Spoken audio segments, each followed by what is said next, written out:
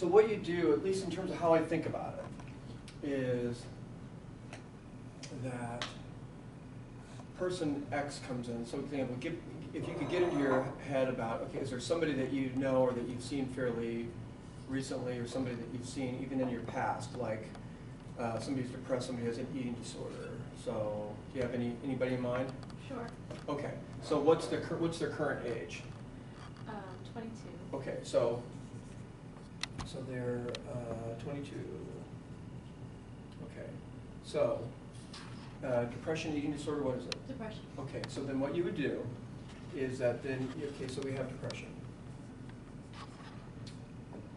So then what you would do, at least currently, what I would do is say something along the lines of, okay, here they're in treatment. What's their name? Adam. Adam, okay. Okay, Adam. I've been seeing you now for a little bit, and you've been coming in, and I know you've been struggling with depression, and you've talked with me about kind of how things have been going for you. And that's what I like to do. It's like, I want you to tell me the most recent episode that you've had where you've been feeling depressed, like what you've kind of talked with me about. And I want you to describe it for me again. I know we've, again, had time that we spent together, but I want you to kind of describe it in detail again for me. And then over the next hour or so, this is what we're going to do. I'm going to have you talk with me about a current episode, and then I'd like, if you can, tell me the first time when you had an experience like that before, when you felt depressed, when you had that feeling of like depressed mood, like you didn't want to get out of bed, or you just felt like, kind of like you were altered in some way, or that you just didn't feel yourself and feel right. So then what you're doing by doing that is this. You're kind of creating a timeline where you get what I like to call the current episode as an anchor. Okay? Because in some respects, you're not doing a diagnostic evaluation, and you're not doing a paper and pencil thing. But what you're doing is that, and it's like with your trauma patients, by evoking a current trauma, that all of a sudden it becomes real to them, what's going on. When was the first time you had a feeling like that? So then, do you know for him when was the first time he experienced that? Yeah, I think it was middle school. Okay, so he would have been what, 12, 13? Yes. Exactly. Okay, so then that's what you would do, is that then you'd go back to where he was 12 years old in middle school. And then you'd say, okay, now this is what we're going to do. So now, over the next couple sessions, we're going to kind of take a look at different periods of time, perhaps, in your life when you've had depressive episodes like this, like the one that you've described.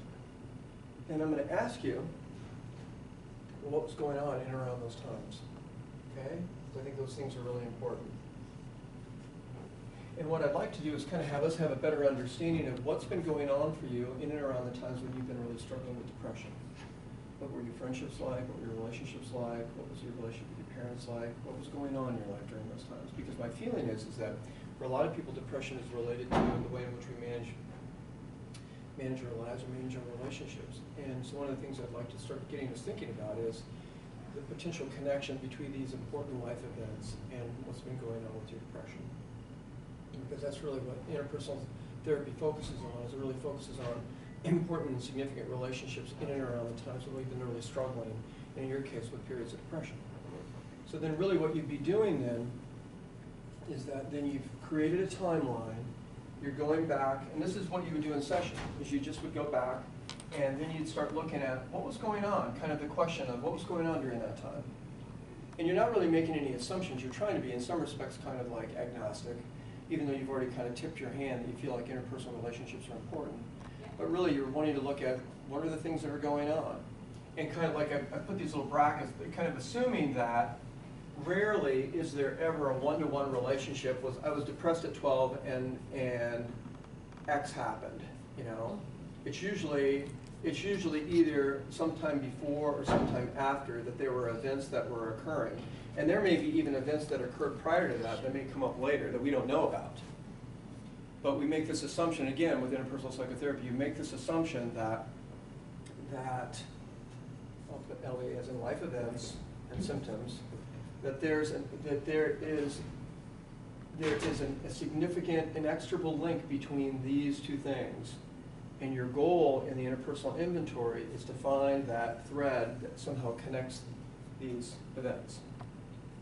And so, in many ways, it's not something that you want to force upon a person, but it's really a matter of history taking and really thinking about what are the things that were going on in and around their relationship status. So then with him, do you know what was going on in and around the time he was 12? Yes, he had a teacher who was pregnant and who was just awful to him, would tell his mom that he was a bad student. Okay, And this is an Asian American male.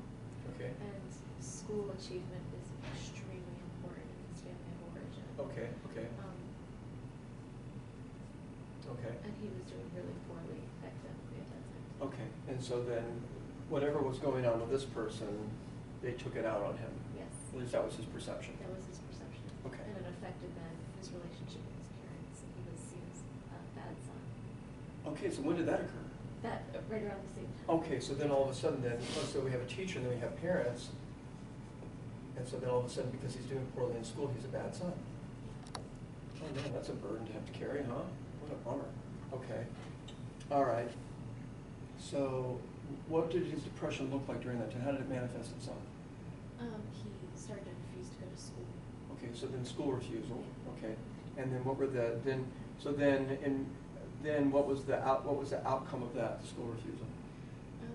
I can't exactly remember. I believe that he like eventually kind of just dealt with it. I think he stayed home for like 2 weeks or something like that, and then he kind of just like, they forced him to go back, and he just kind of dealt with it. Okay, okay, all right, all right. But did this, That continued until the current, that was the Okay, current okay. problem too. okay, so then, and then is there another, what was then kind of the next episode? Of depression. Yeah, Well, I think in high school he was rejected by peers a lot Okay. as well. He was. 15, 16? About, yeah. Okay, all right, so let's Maybe alter our 15 time, or we'll yeah. alter our timeline a little bit. So maybe it's a 15, 16, Yeah. so then it was rejection by peers. Rejection by peers. Why was it, do you know that? Because of his last name is Ho, Oh, so. so a Yeah. lot of teasing. Yes. Okay, Yes, all right, so. okay, all right. So a lot of teasing, a lot of peer rejection, and then also too, then so what area did he grow up in? Where was this, in? I think it was Well- like the Maryland area, Baltimore area. Okay, okay, Yeah. all right. Where they should Or be no, more. I'm sorry, that's not true. It was Lancaster, PA. Okay, so there would have been probably also Very- very racist. Yes. Bigoted. Yes. Again, still that area of the country is Yeah, very, yeah. if you're not white and Catholic, there's Yeah. something wrong with you. Okay, all right. So, all right. So, and then that was also another significant period of depression for him. And then the most recent, Yes. or anything intermediate? So then this would he been, what, like a junior?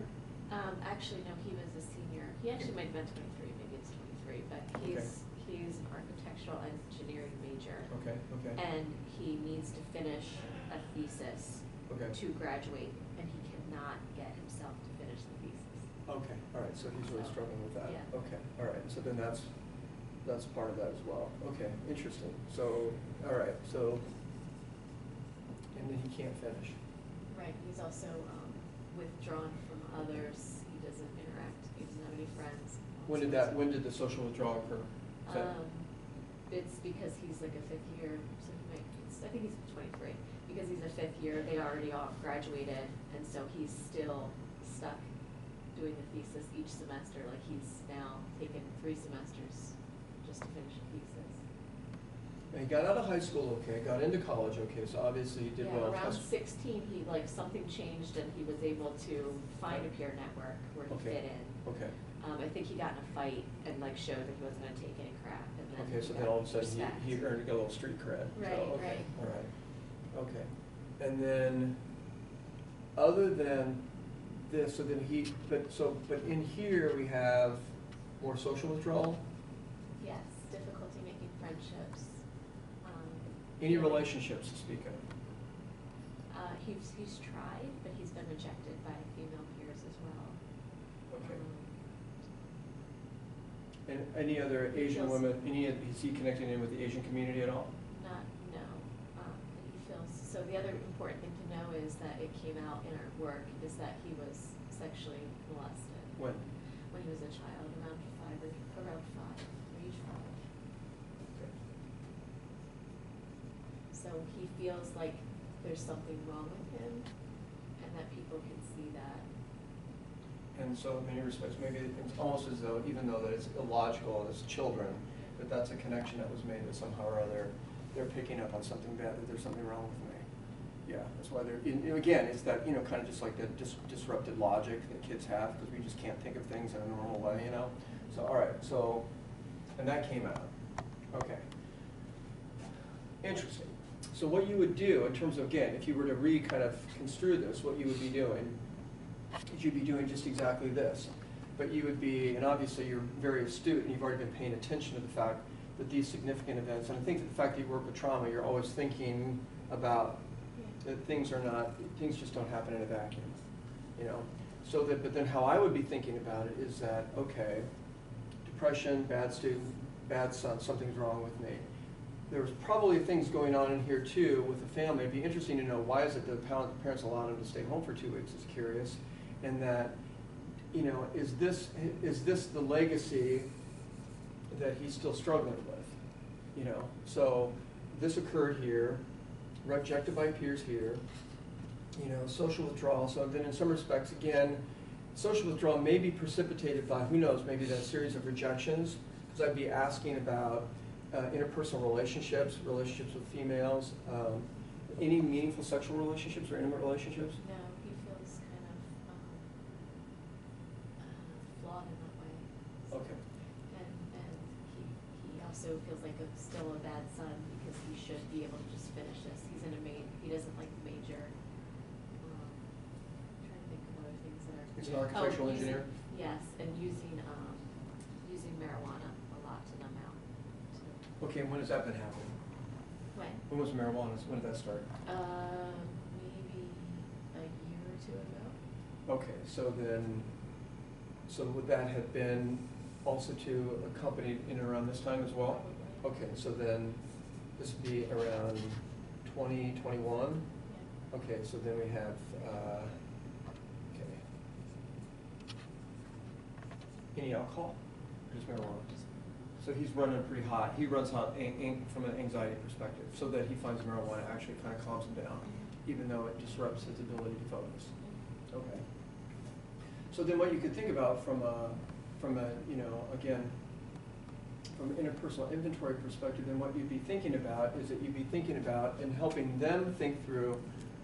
So if you go back and you start doing this, all right, then what you're doing is you're gathering this information. You find out, like you already have, pregnant teacher, bad student, then what happens? Then you're kind of like, okay, then what happened next? How are your relationship with your parents?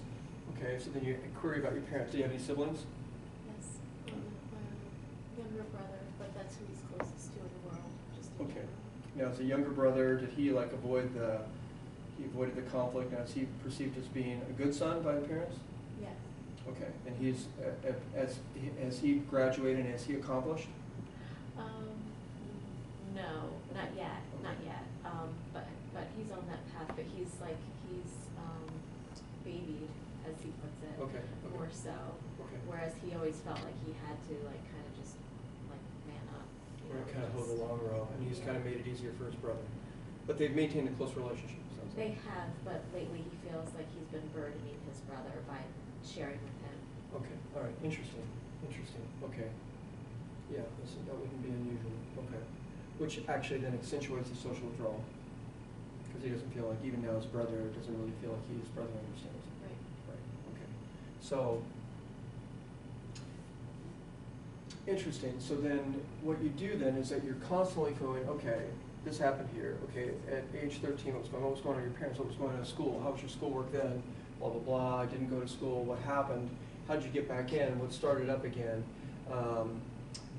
Rejected by peers. Okay, so period of depression, did he go on medication? Was he ever hospitalized? Okay. He pulls himself out of it, he kind of mans up and, does something to, get people feeling differently about him. He gets into college. And so then what I would do too is start thinking about, okay, what was going on? When did architectural engineering kind of take hold? Was that something that he wanted to do? Did he feel like that was something that he should do because,